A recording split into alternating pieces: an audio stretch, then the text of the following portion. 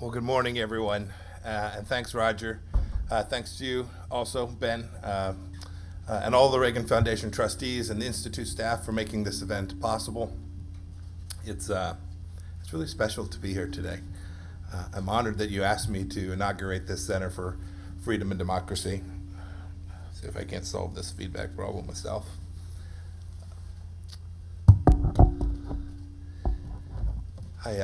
As we were getting ready for this, my team was helping me get ready. I was reminded of a line from Emerson. I don't quote poetry often.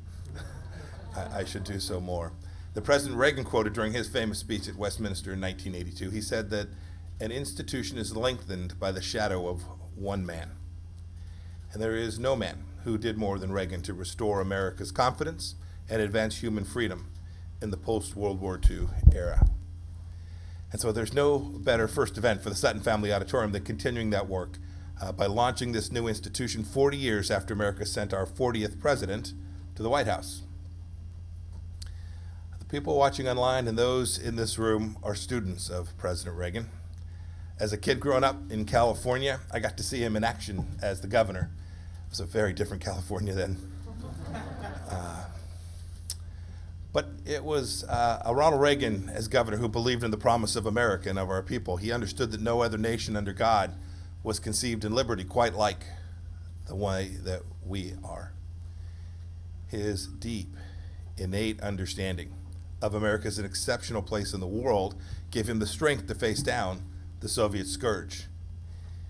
He was confident. He was confident that every threat that he faced, and I must say, I am too. We have many threats today that remain, but I am equally confident that America will overcome any challenge, from communist China to the terrorist regime in Tehran, because that's what free people do. We come together, we solve problems, we win, they lose, and we execute our foreign policy confident that we are that shining city on a hill. And that's what I want to spend a few minutes talking about today. Look, I know you all believe in the promise of America's freedom. President Trump believes in it, I do too. Our nation's story isn't about dehumanizing critical theories. It's not about oppressors and oppressed. It's not about materialism or even that might makes right. It's about the reality that all men and women are made in the image of God, with certain inherent God-given rights just by virtue of our humanity. These truths in the Declaration really are indeed self-evident. Never before, in all of recorded history, was a nation founded on the premise that government's role is to protect those very rights, to secure them. And it's what makes us so special. It's what makes us so good. And it's what I get to see every day as I work with my team or travel around the world. It's what always made our life so attractive to the strivers and those who are seeking a better world.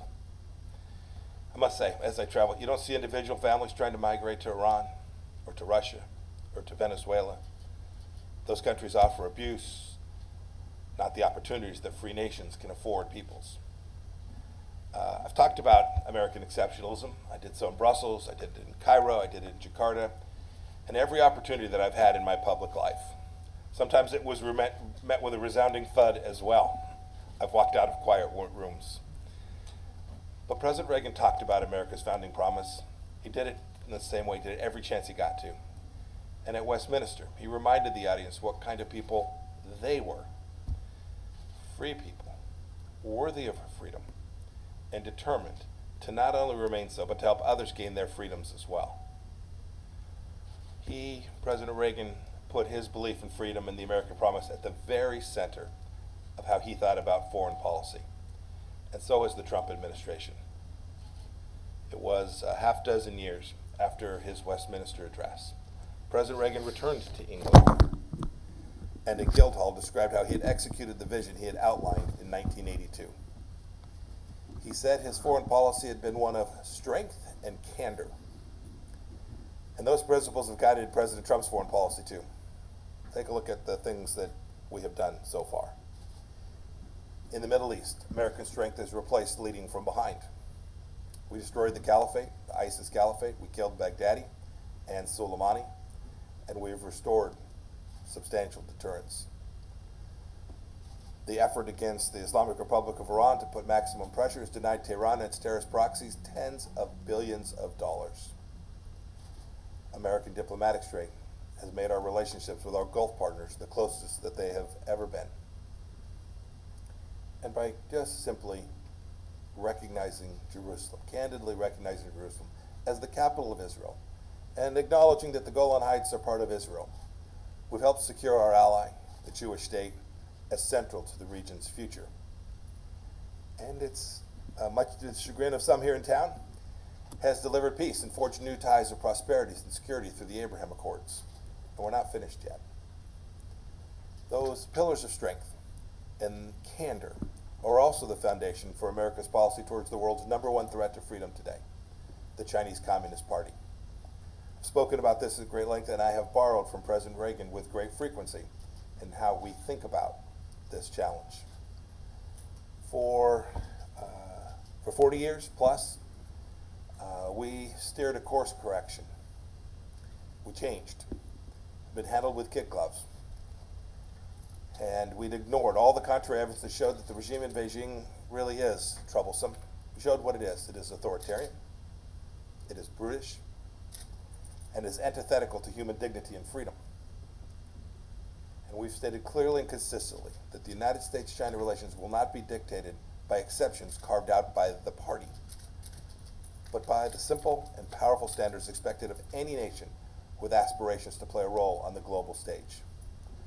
That means what we've told our counterparts in China: accountability, transparency, reciprocity from Beijing. This is exactly what President Reagan demanded from Moscow. And it also means no more illegal claims in the South China Sea, no more coercion and co-optation of American businesses, no more consulates used as dens of spies, no more stealing of intellectual property, and no more ignoring fundamental human rights violations. And the party's atrocities in Xinjiang, Tibet, and elsewhere will not be tolerated. This challenge requires not only diplomatic effort, but military strength to keep the peace. So this administration has made historic investments to enhance our armed forces and to focus their efforts and bolster our primacy in the region.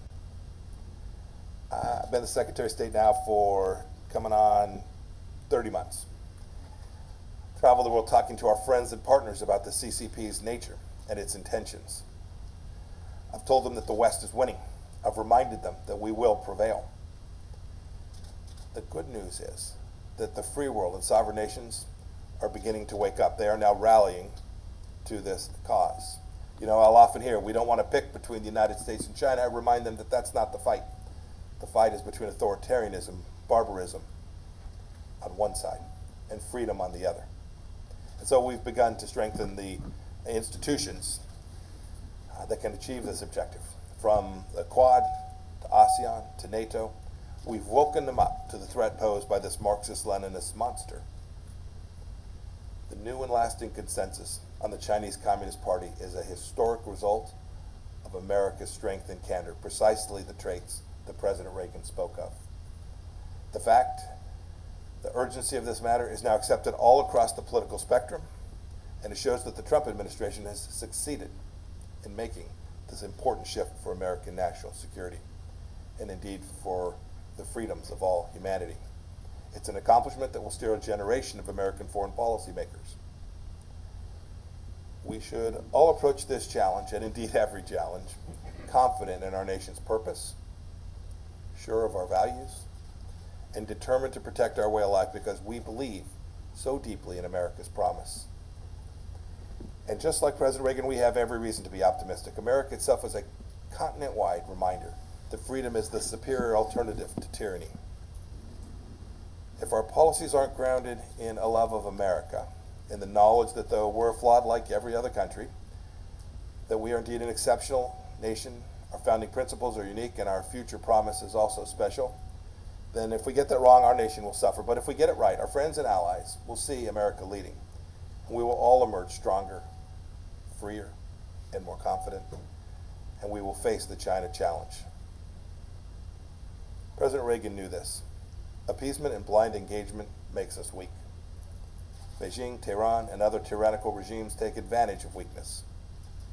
We cannot ever afford to return to the days when America sacrificed its natural leadership to morally pliant multilateral institutions that in fact erode American sovereignty. These institutions are run by the same kind of little intellectual elite in a far distant capital that Reagan warned us about in his speech that he called A Time for Choosing. We can't sustain an empty dialogue with regimes that have no intention to forge peace or to respect the free and open order that we worked so diligently to build. President Reagan's life and his consistent moral clarity offer us incredibly valuable lessons. It was in 1952, near the start of the Cold War, that Ronald Reagan, an actor, went to Fulton, Missouri, middle America, not far from my home in Kansas. He went to where Churchill gave his Iron Curtain speech just a few years earlier. There he said, quote, "America is an idea that has been deep in the souls of man ever since man started his long trail from the swamps. It is nothing but the inherent love of freedom in each one of us." That idea of the inherent love of freedom led millions in Eastern Europe to tear down the Berlin Wall 31 years ago yesterday. And the Iron Curtain in the months that followed fell too. And we see in this desire for peace all across the world today. We see it in the people of Hong Kong waving American flags. We see it in the people of Venezuela tired of Nicolas Maduro's destructive regime. We see it in Nicaragua. We see Iranians and Belarusians all longing for this very human condition. It's within each of us. You know, America had debates about how to confront the Soviet threat. And we've debated and will continue to debate how to approach the China challenge. I think that's good. I think that's healthy in a democracy. But our true north, on which we must always return, our true north, a more perfect union and greater human freedom in the world, must remain. This place, this special place, the Reagan Institute, will play a key part in that. Today you are reaffirming America's belief in the great things at the heart of an amazing nation. And I'm glad too that you're focusing your work on that Westminster address where President Reagan spoke about fostering the infrastructure of democracy and leaving Soviet communism on the ash heap of history. Those remarks, they were early on in his presidency. It was bold, and what he says is true. It was grounded in America's first principles, but it was forward-looking and optimistic because Reagan knew those principles were right. This center will continue to march on. It will continue that march of freedom and democracy for the next generation, and you'll keep lengthening the shadow of a man who reminded Americans that we are in fact good, that we are in fact special, and that the world needs us to live up to our nation's providential promise. It is an amazing honor to be here as you're getting started in this new place. I look forward to following your work and taking some questions today. May God bless the United States of America. Thank you all.